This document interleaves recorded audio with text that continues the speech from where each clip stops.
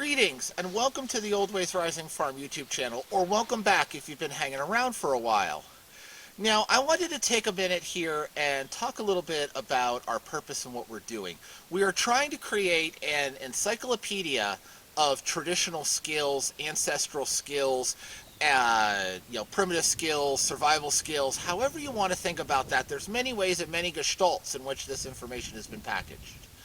But we're living at a time where your ancestor skills have never been more important. And I want to talk about that here today. I just want to take a little time and think about why your ancestor skills have never been more important.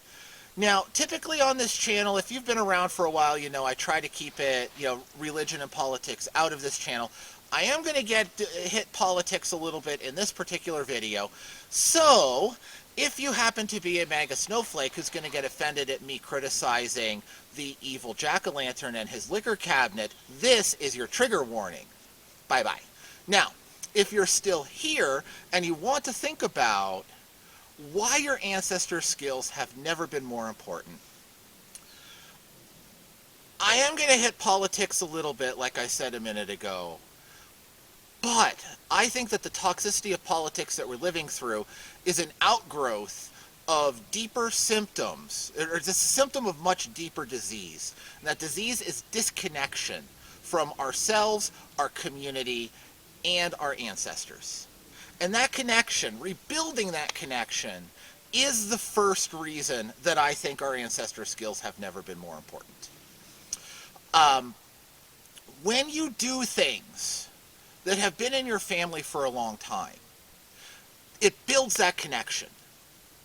It builds an understanding of where you've come from.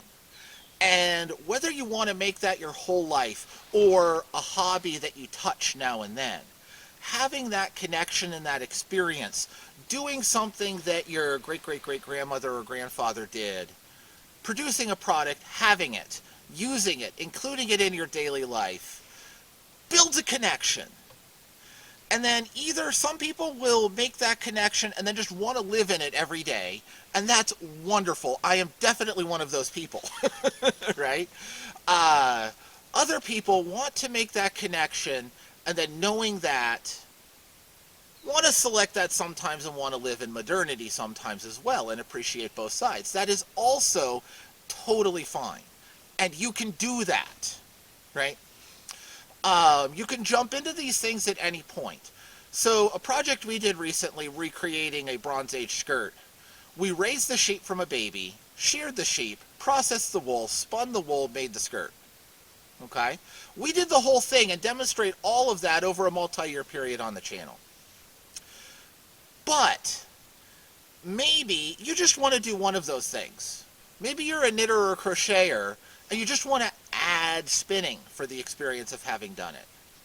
Or maybe you're into historic clothing, and you want to make a reproduction of that same skirt. Well, you can go to a big box store and buy yarn and then make your skirt. You can jump in at either place. Pick and choose little bits as you want. And even picking one little bit helps you build that connection. And once you start building that connection can grow, lead to rootedness, sense of self, sense of place in the world, and help overcome just like the malaise and listlessness that we're surrounded by. There's a second form of connection that this builds, and that is connection tying a community together through something other than just fiat currency. Okay? So let's just kind of stick with the fiber arts category at the moment. If you knit a hat and gift it or trade it to your neighbor, and they wear it and stay warm, they're thinking of you and not a big box store as they're walking down the street in the middle of winter. That's a connection. And you're knitting that with love, thinking about the neighbor that you want to share it with. Mm-hmm. That's a connection. And those things pull us together in a way that just the trap and the prison of, fee for service and then paying for goods, that there's no connection there. None, right? Really none. And think of the slogans that people throw around, right? Like, don't mix money and friendship. Don't, there's no connection. There was never intended to be. In fact, that whole money system was created to break these connections. So to restore them, we need to start taking steps, even small ones. And no matter where you are, you can take a small step toward rebuilding them. Okay? So this is the first way that I believe our grandparent skills are more important than ever, is rebuilding those connections. That is the first dose of the antidote to the poison in which we live. Okay? Second reason, resiliency. So, if you live in a world where you wake up, go to a job, earn money, and then you depend on that money for literally everything that keeps you alive, which is where the majority of people, that is the way the majority of people exist today. But it's not resilient. First, you've literally given power of life and death to an employer. Is that really a power structure that you're comfortable with? Is it? And it disempowers people to have the ability to go out and speak for change and speak against the horrors that are going on in the world, to strike, to do the things that we need to do to work towards a better way of being. All of those things are inhibited if we are so burnt out from a blasted, just soul-sucking job that we have no time to do those things. No energy, no nervous system left. It's not resilient, it's brittle, and it's deliberately brittle because it was created to engineer the power structure under which we currently suffer. Okay? So relearning those skills is again, right, one dose of the antidote is rebuilding the connection. The second dose of the antidote is creating a situation in which you're no longer dependent on money for some subset of the things which make you comfortable and keep you alive. Okay? Gardening is a really good one. So even if you're in an urban setting, you can start with a windowsill garden. Or you can start by, having a little 5x10 patch at a community garden. Is it gonna completely remove your dependency on, the grocery store? No, it won't. But what it will do is it will let you start learning. It will let you start overcoming the learning curve, because there is a huge learning curve when it comes to growing plants and sustainable gardening and being able to actually support yourself. I have a whole video from a few years back on, just kind of an overview of what it actually takes to supply a family with all of the food they need from a garden. And it's substantial, and it takes years to develop that after you've overcome the learning curve. It's not instantaneous. So what you can do right now is take one step to start overcoming that learning curve. Okay? So now you're knitting a hat, or crocheting a hat, or whatever, or something else. You're picking up some skill, and you're starting to overcome the learning curve and understand what it takes to grow plants. It's not going to be overnight.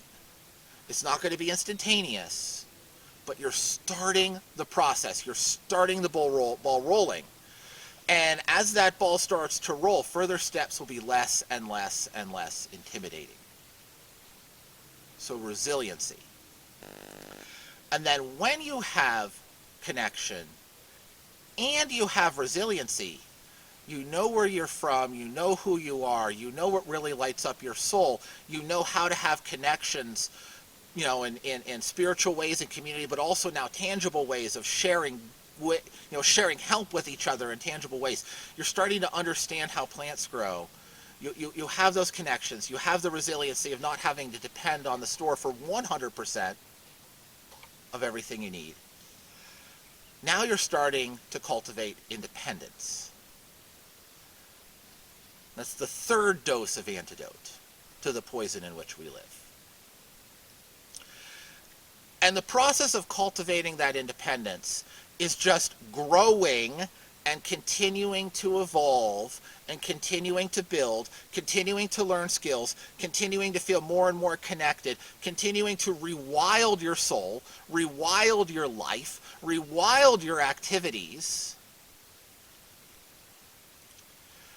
And every step makes the next step easier and less intimidating. Okay? I've got a lot of stuff on this YouTube channel. I did not start learning these skills yesterday. Okay? Learning woodworking goes back to woodworking and fly tying, outdoor sports. All of that goes back to like early elementary school with me. Some fiber arts goes back that far, although I've been really trying to develop that more recently. Blacksmithing goes back to early college years. I've been doing that for 20 at least 20 years. I've been doing flint knapping for at least 30 years. So I've been at this for a hot minute. And one thing I can tell you from experience is as you start to develop the hand-eye coordination with these marvelous little gifts that we have attached to the end of our arms, right? The thumb that can do this. The more we develop the hand-eye coordination and tactile skill set to do one thing, the easier it is to pick up another thing. Okay? If you're already a woodworker or wood carver and you're used to mallet carving, and then you decide you want to pick up blacksmithing, so much easier. You know how to hit, you have the hand-eye coordination of hitting a thing with a thing. You're changing the thing and the thing, but it's still the same thing. Right? So every small step that you take makes the next step that much less intimidating. Until eventually, after a few years, you look at what you're doing, you're like, I did that. And then you really get excited about it. And now you're really developing that independence. Once you have that independence, you have freedom. Now you don't have to be as scared of all of the other stuff, and you can embrace the change that's coming in a good way. Right? Anybody who knows me knows I have very low expectations for the next 5 years. I have very high expectations for the 20 after that. But there is change, and it is going to be hard. This is not doom and gloom, though. Things needed to change. This is where we get a little political. The reason that we're stuck with what we're stuck with, not just in the United States, but in so many countries around the world, is because so many people are so terrified of change that they are perpetually trying to vote themselves the 1980s back. But A, the 1980s were not good. B, that world died in 2008. Right? And now we're living in a world where people are trying to plaster over top of failed neocapitalism with soon-to-fail techno-feudalism, and we're all trapped in the crossfire trying to vote ourselves the 1980s back. And that refusal to embrace change in a good way is what has given us the monstrosity that we're now dealing with. And it comes from being disconnected with self, completely lost all connection with self, with our environment, with others, with our resiliency, and with our independence. If you've lost all of those things, you don't have the tools to embrace change in a good way. If you rewild yourself with those things, you do. It's not an accident that I'm filming this where I'm filming. You see that root ball? This is a hemlock tree that fell over. But you see those branches? It's still growing up. Okay? So this tree was completely knocked over by a storm. It refused to die because its roots are well anchored.